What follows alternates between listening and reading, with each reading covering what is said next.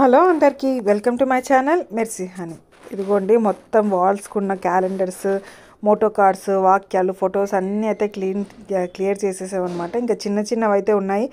అప్పటికే చాలా తకాయించిపోయామండి. ఇదిగోండి చిల్లర సామాన్ ఉంటుంది కదా, పిల్లలది పౌడర్స్, టానిక్స్ అవి కూడా ఉండిపోయాయి. అవి ఎక్కడ పడితే అక్కడ వేస్తే మళ్ళీ కావాల్సి దొరకవు అని చెప్పి ఇంకా ముందే డస్ట్తో పని, పిల్లలకి ఎప్పుడు జలుబు చేస్తుందో ఎప్పుడు ఫీవర్ వస్తుందో తెలియదు, అవి అలానే ఉంచుదామని చెప్పి అవి అయితే తీయలేదన్నమాట నేను. ఇంకా ఈ కర్టన్స్ ఇవన్నీ పొద్దున తీయాలి. ఇదిగోండి చూసారా, కిచెన్ చాలా మట్టి పట్టిపోయిందండి. అసలు యాక్చువల్గా విషయం ఏంటో చెప్పలేదు కదా మీకు. మా ఓనర్ ఇంటికి పెయింటింగ్ వేయిస్తా అన్నాడండి. యాక్చువల్గా తనైతే ఖాళీ చేయమని చెప్పాడు. మేము ట్రై చేసాము, చాలా తిరిగామండి ఇంటి కోసము, ఎక్కడ దొరకట్లేదు అనమాట. మనం సౌత్ వాళ్ళం నాన్ వెజ్ తింటాం కాబట్టి ఆల్మోస్ట్ ఆల్ మనకి ఇవ్వడానికి ఇష్టపడరు. ఇక్కడ నాన్ వెజ్ తింటామని చెప్పి నాన్ వెజ్ తినని వాళ్ళకి ఇవ్వాలనుకుంటారు. మనకు నచ్చిన ఏరియాలో ఏమో ఇండ్లు దొరకట్లేదు, నచ్చని ఏరియాలో ఏమో ఇండ్లు దొరికినా వెళ్ళాలని లేదనమాట. చూసారా, నాకు మ్యారేజ్ అయినప్పుడు నేను వచ్చి చూశానండి ఇండ్లు, ఇంకా షిఫ్ట్ కాకముందు. అప్పుడు చూసి చెప్పాను మా హస్బెండ్కి, చాలా దుమ్ము పట్టిపోయింది అంటేను. అప్పుడే రీసెంట్గా అంటే ఓనర్ సగము, తర్వాత మా హస్బెండ్ సగం వేసుకొని పెయింటింగ్ కొట్టించారు. ఇంకా మా హస్బెండ్ అప్పుడు అవుట్ ఆఫ్ స్టేషన్ వెళ్ళేవాడు కాబట్టి కీస్ ఇచ్చేసి వెళ్ళిపోయాడు వాడు అనమాట. ఆయనకు నచ్చిన కలర్స్ వేసేవాళ్ళు, ఇలా చెత్తగా వేసారనమాట. అందుకే ఇంకా 7 years అయిపోయింది కదా, మళ్ళీ వేపిద్దాం కలరింగ్ అని చెప్పి అడిగితేను వేయించుకోమని చెప్పాడు ఆఫ్. ఇంకా అందుకే మరుసటి రోజు అయితే పొద్దున్నే లేచి నేనైతే వంట చేశానండి. ఎప్పుడు ఎలా ఉంటుందో పరిస్థితి అని చెప్పి పప్పు చేసి కాకరకాయ తాలింపు చేసి ఉగ్గాని అయితే చేసేసాను. ఇంకా మా మూనుగాని పొద్దున్నే లేపేసి వాడిని కూడా ఫ్రెష్ అప్ కూడా చేసేసాను అనమాట. ఫస్ట్ హాల్ అయితే వాళ్ళని పెయింటింగ్ చేయమని చెప్పామన్నమాట. ఎందుకంటే హాల్ అయితే ఆల్రెడీ ఖాళీ చేయడానికి ఈజీగా ఉంది, సామాన్ ఎక్కువ లేదని చెప్పి.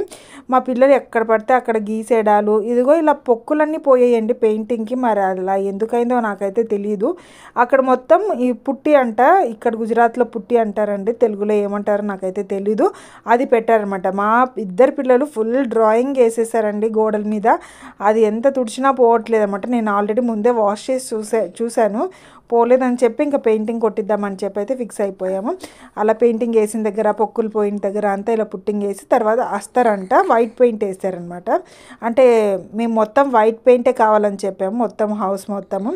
ఎందుకంటే ఈ ఎల్లో పెయింట్ నాకు నచ్చలేదండి, కానీ ఇంకా తప్పదన్నట్టు ఉన్నాను ఇన్ని రోజులు. వైట్ అయితే బాగుంటుంది క్లాస్గా అనుకొని వైట్ పెయింట్ కాబట్టి ఎల్లో పెయింట్ మీద వైట్ పెయింట్ వేస్తే అది ఎల్లో మస్కలు కనిపిస్తాయని చెప్పి ఫస్ట్ అస్తర్ అయితే 2-3 సార్లు వేసారండి. హాల్ కాబట్టి నేను చెప్పాను మిగతా రూమ్స్ మీరు ఎట్లా కొట్టినా నాకు ఓకే, కానీ హాల్ మెయిన్ నాకు బాగుండాలని చెప్పాను అనమాట. 3-4 times అయితే అస్తర్ కొట్టారు.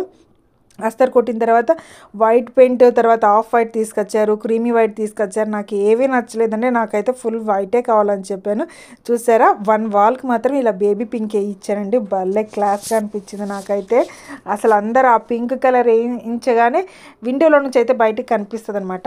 అందరూ వచ్చి అదే పనిగా వచ్చి మరి పీచ్ కలర్ అండి, పింక్ కాదు పీచ్ కలర్ అనమాట. వీడియోలో అలా పింక్గా కనిపించింది. ఆ విండోలో నుంచి అందరు చూసి వచ్చి మరీ చెప్పిపోతున్నారనమాట, భలే ఉంది కలర్ కాంబినేషన్. నాకైతే భలే నచ్చింది.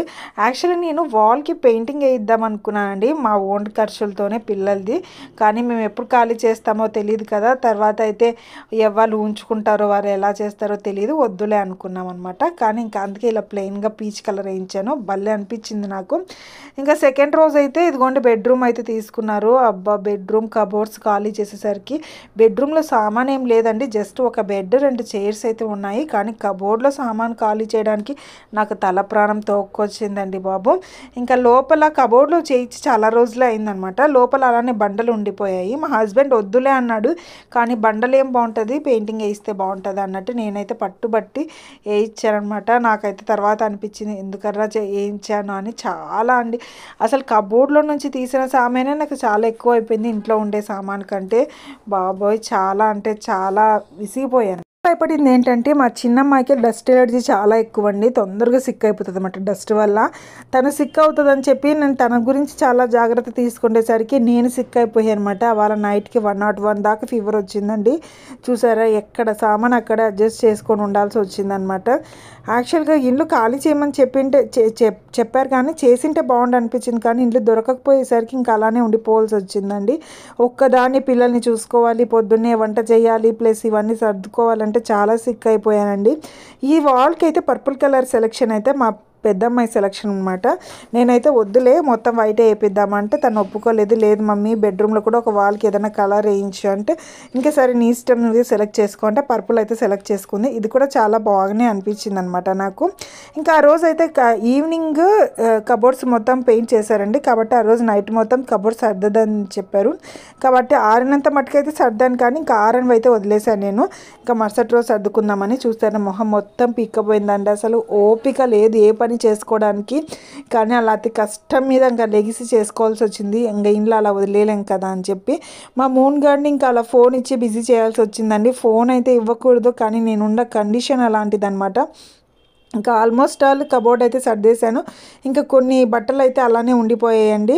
ఇంకా వాటిని చూస్తుంటే నాకేమో చేయాలనిపిస్తుంది, కానీ నాకు చేసే ఓపిక లేదు. ఇలాంటప్పుడే అనిపిస్తుంది ఎవరైనా హెల్పింగ్ హ్యాండ్ ఉంటే బాగుంటుందని చెప్పి.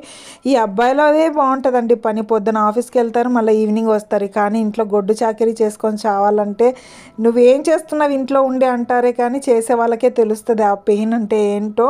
మేమంతా ఇక్కడ బిజీగా ఉంటే మా మూన్ గార్డ్ అయితే పెద్ద ఘనకార్యం చేశాడండి. ఇది ఇంకా వన్ పెయింట్ అయితే 1 కోటింగ్ అయితే వేయాలని చెప్పారు. అందుకే ఇంకా అటు సైడ్ అయితే సామాన్ ఏం సర్దలేదు. ఇంకా తర్వాత ఇంకొక రూమ్ అయితే చాలా బ్లాక్ అయిపోయిందండి. ఎందుకంటే చిన్నప్పుడు మా మూన్ గాడికి ఈ రూమ్లోనే పొగ వేసేవాళ్ళం అనమాట, సాంబ్రాణి పొగ. దానివల్ల ఆ పొగ చమురుకొని ఏమో చాలా నల్లగా అయింది. దీనికి ఒక 3-4 కోటింగ్స్ వేయాలి వస్తారని చెప్పారనమాట. ఇంకా నేను వాళ్ళతో మాట్లాడుతూ అది రూమ్ క్లీన్ చేసుకుంటూ నేను అటు సైడ్ ఉంటే మా మూన్ గాడు పెద్ద ఘనకార్యం చేశాడండి. చూసారా ఏం చేశారో. వాళ్ళు పెయింటింగ్ డబ్బాలన్నీ ఆ రూమ్లో పెట్టుకోకుండా ఇక్కడే హాల్లోనే ఉంచేసారనమాట. కాబట్టి వాడు తీసుకొని వాళ్ళు బాగా చేసేది అబ్జర్వ్ చేసినట్టు ఉన్నాడు. మొత్తం కలరింగ్ అంతా వేసాడండి. అది వైట్ అయినా బాగుండు కనిపించకపోయేది, కానీ పర్పుల్ వేసేసరికి బాగా కనిపిస్తుంది అనమాట. ఇంకా వాళ్ళకి చెప్తే ఇంకా మళ్ళీ ఎక్కడేస్తుందో ఆగమ్మ, లాస్ట్లో అంతా అయిపోయిన తర్వాత దాన్ని కవరప్ చేద్దాంలే అని చెప్పారనమాట. బయట కూడా చాలా వరకు పొక్కులు లెగిసిపోయాయి అనమాట. వాటికి కూడా పుట్టింగ్ పెట్టారు. ఇంకా ఈ పుట్టింగ్ ఆరితేనే మంచిది అని చెప్పారండి, ఆరకపోతే పెన్సిల్ లెగిసిపోతాయి అని చెప్పి. ఇంకా అందుకని అక్కడ బయట పెట్టి దాన్ని అయితే వదిలేసేసారనమాట. చూసారా ఎంత క్లాస్గా ఉందో. ఇంకా ఇండ్లు సర్దితే ఇంకా మంచిగా అనిపిస్తుంది అనిపించింది నాకైతే. కానీ 2 పిల్లల్ని పెట్టుకొని ఒక్కదాన్ని ఇలా ఇవన్నీ చేసుకోవడం అంటే చాలా కష్టం అనిపించిందండి. ఇలాంటప్పుడే అనిపించింది మా అమ్మ ఉంటే బాగుండేది అనిపించింది అనమాట నాకు. ఆ సెకండ్ డేకి తగ్గిపోతుంది అనుకున్నా, కానీ జ్వరము 3-4 డేస్ అలా కంటిన్యూ అయిందండి. అంత ఫీవర్లోనే అన్ని పనులు చేసుకోవాల్సి వచ్చింది. వీడియో నచ్చితే లైక్ చేయండి, కంటెంట్ నచ్చితే సబ్స్క్రైబ్ చేసుకోండి. బాయ్.